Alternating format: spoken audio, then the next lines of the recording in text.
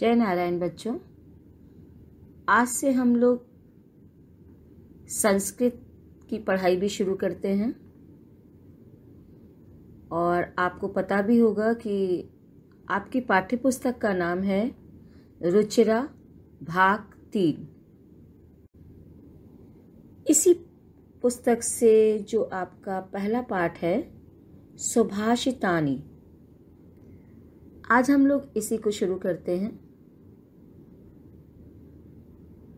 पाठ को शुरू किया जाए इससे पहले हमें ये जानना जरूरी है कि सुभाषितानि का अर्थ क्या होता है।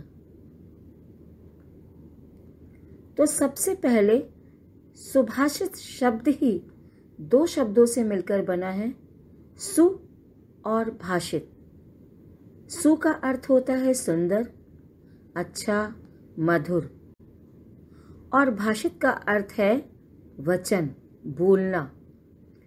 इस प्रकार सुभाषित का अर्थ है सुंदर या अच्छा या मधुर वचन।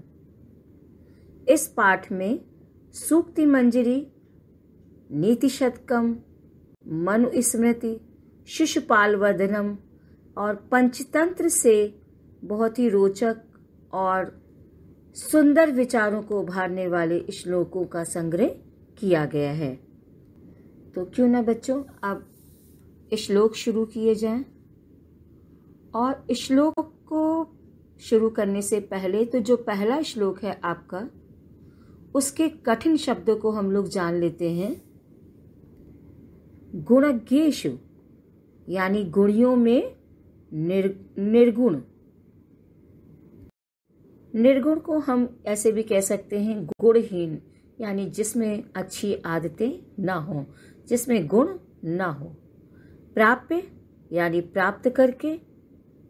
दोषाः यानी दोष, अवगुण जो होते हैं। सुस्वादितोयाः यानी स्वादिष्ट जल वाला या स्वादिष्ट जल वाली।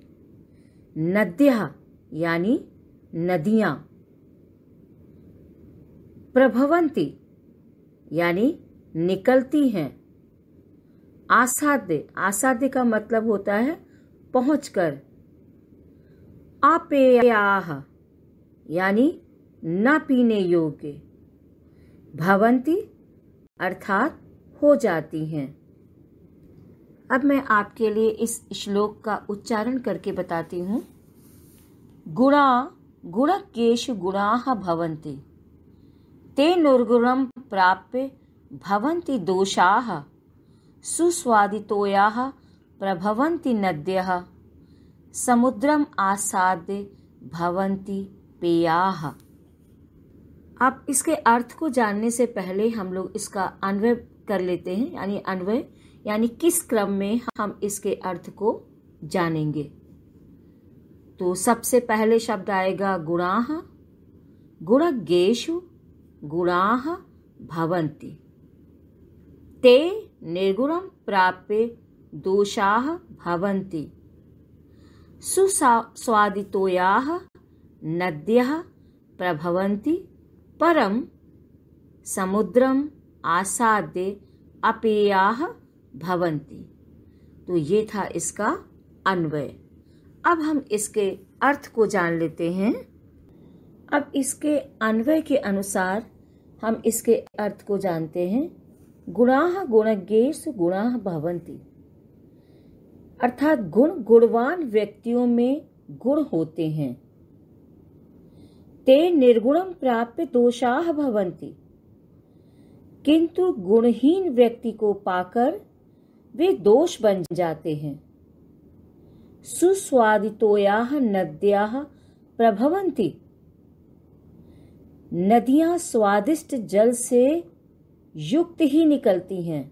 अर्थात जब नदियां पहाड़ों पर से निकलती हैं, पर्वतों से निकलती हैं, तो वो स्वादिष्ट जल युक्त होती हैं। परम समुद्रम आसाद्य अपेयाः भवन्ति, किंतु समुद्र तक पहुंचकर वे पीने योग्य नहीं रहती। इसके भाव को ऐसे कहा जा सकता है कि संगति में गुण विकसित होते हैं, किंतु कुसंगति में वही गुण दोष स्वरूप बन जाते हैं।